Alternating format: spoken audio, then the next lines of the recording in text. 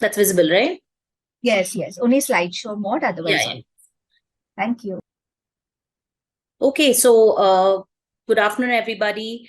As I always say, the Diabetes Educators Conference is one of the unique conference. I'm a certified diabetes educator myself. I started my base as a public health nutritionist, and now I have moved on fully to preventive health.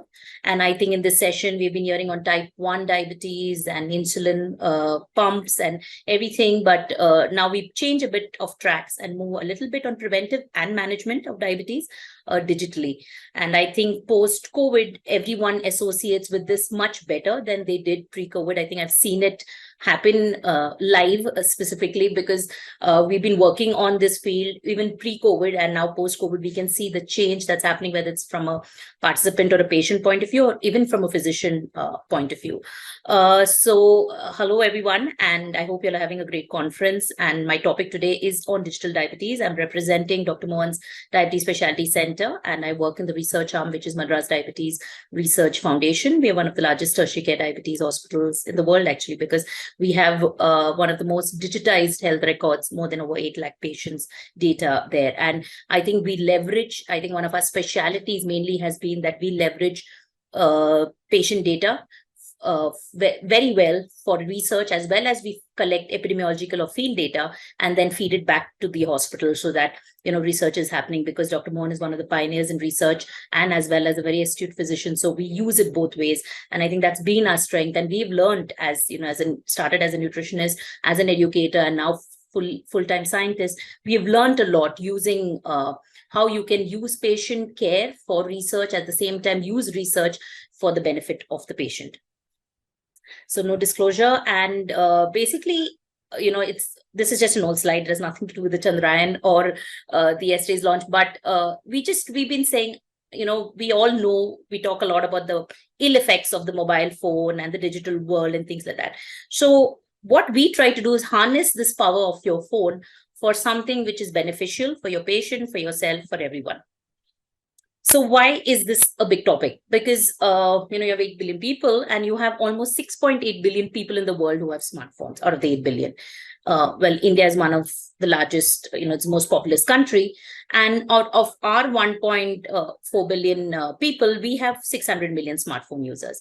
So whatever said and done, people can say network and a lot of issues in India still, where we are growing towards an urbanized population, or more towards trying to match up with the developing nation. We're still called, a developing nation and not a developed nation, but smartphones are there in India, and there is a good network also, whether it's rural or urban.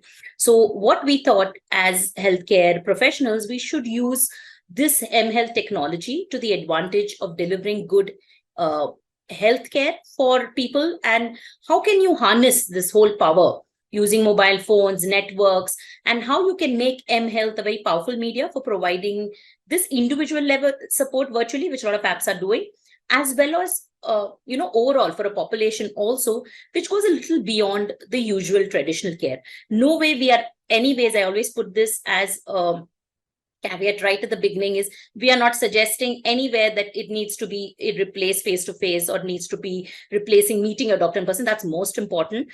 But I think that has a lot to do with regards to follow-up. And, it's a nice way to be in touch with your patient, so that in the end, what do we want? We want them to do well, right, in their health. So this is a nice way to see that their health is improved. So we started, as I said, early. This is in 2017 when we did a review. We had a student called Shruti, and we started working in mHealth. And I started actually before that too. We had another SMS study that we had done.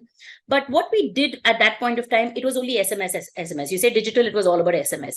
And so we thought, there has to be something more beyond SMSs, and apps and all had just started coming in. There wasn't much work in that area. So when we did this review, we realized that an mHealth intervention need not be restricted to a text message or an SMS alone.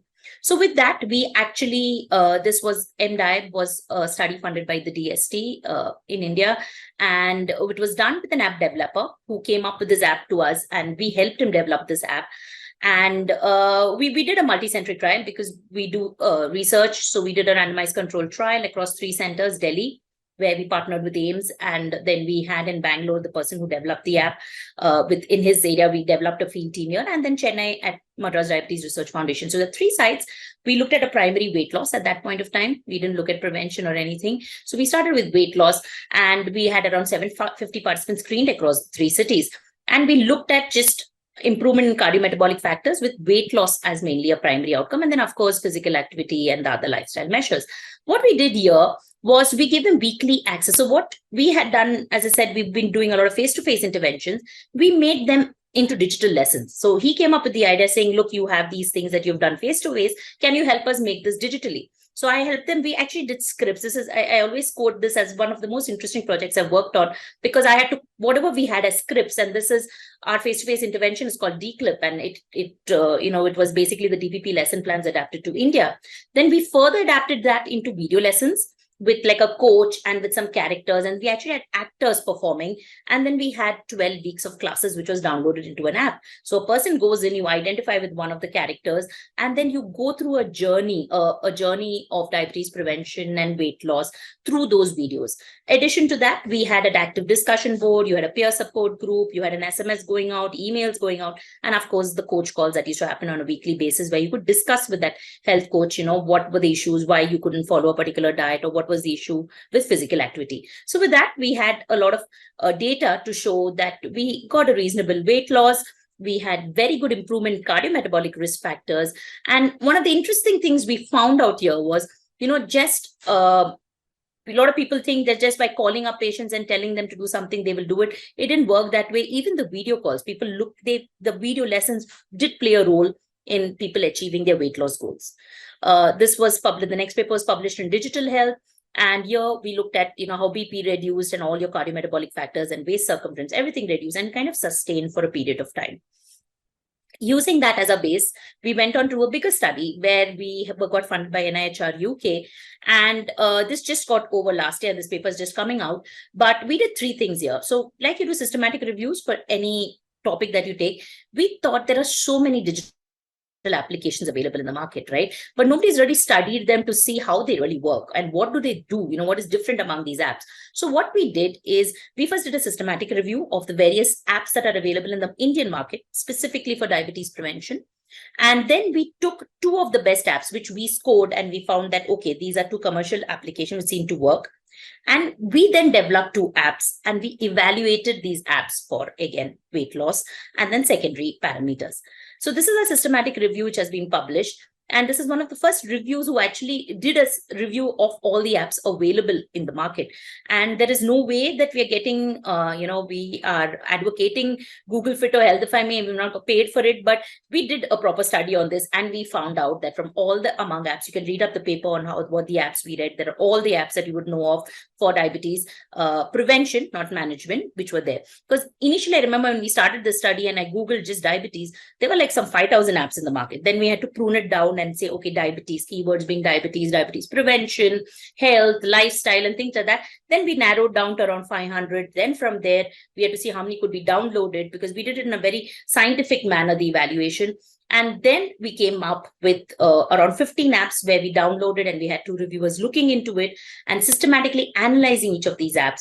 And then we applied standard scales to evaluate what these apps, every app says weight loss of so much, this will happen after 10 weeks program, this will happen after 12. Do they really deliver? We don't know. It is all it's like an advertising thing of the app, but how does it really happen? We don't know. So you have to apply some standardized scales and see where it works in engagement, what it works in aesthetics. We still don't know it delivered what it was supposed to deliver, but at least we had some standardized way of rating these scales. And from there, we found out Google Fit. Most of your apps generally plug in Google Fit to look at physical activity. They wouldn't invest in a separate accelerometer because your phone has the accelerometry, and then they will kind of plug in a Google Fit to measure all your things about activity.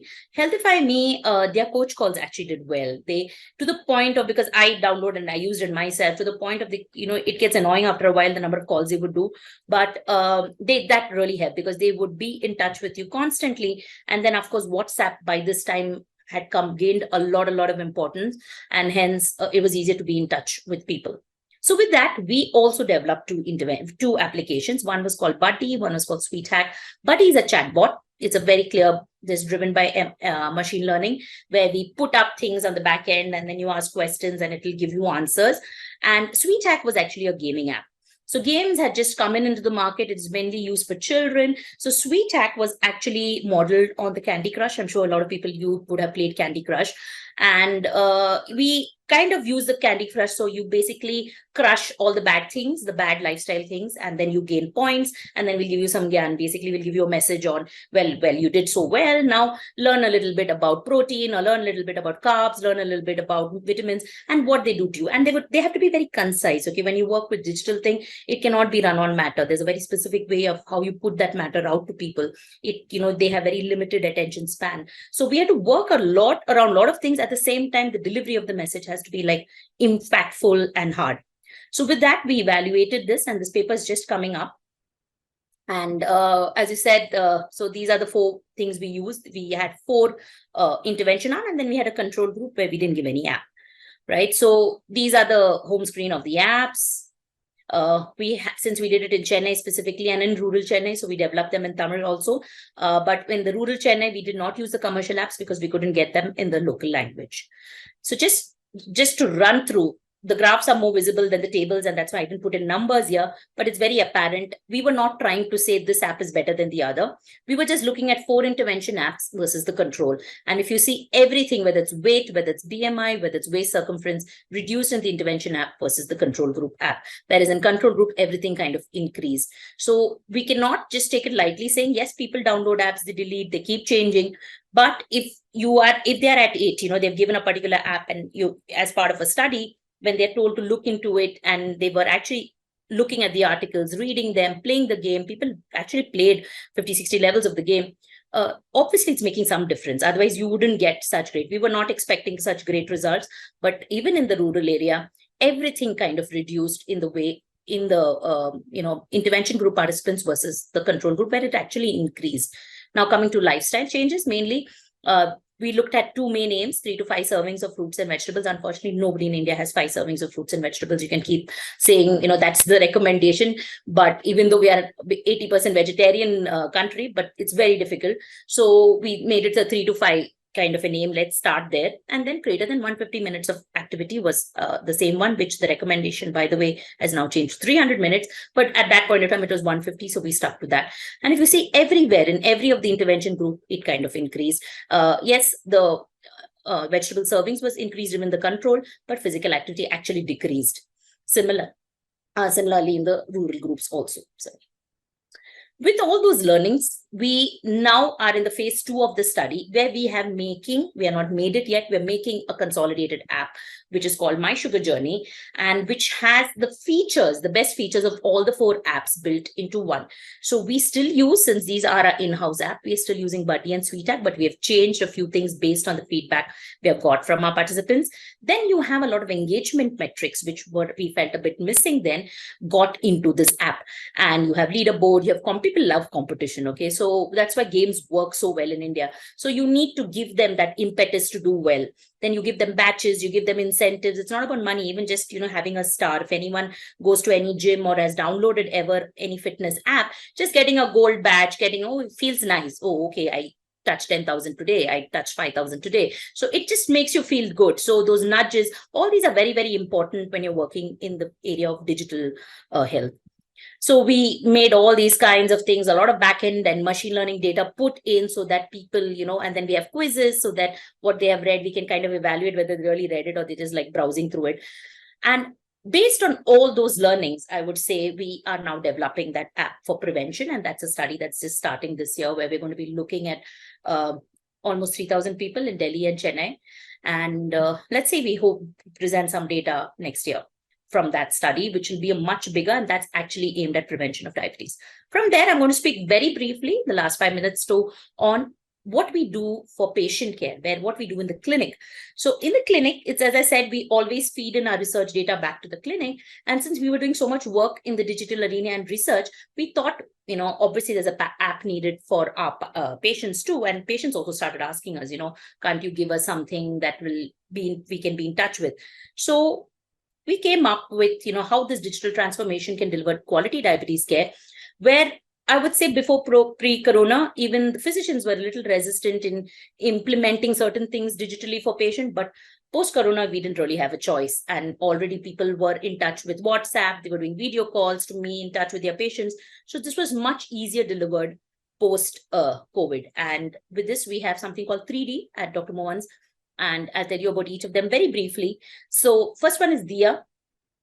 Dia is a messenger platform. So we just leverage WhatsApp, anyone, to all the educators out there, physicians out there, if you're not using WhatsApp, you're really losing a lot, because you should use it to be in touch with your participant. It's the best way to get them for follow-up, to get them, get some messages across, and they also feel connected with you. So we use this WhatsApp as a messenger thing. You call something called Yellow Messages, a platform. There are many messenger platforms available.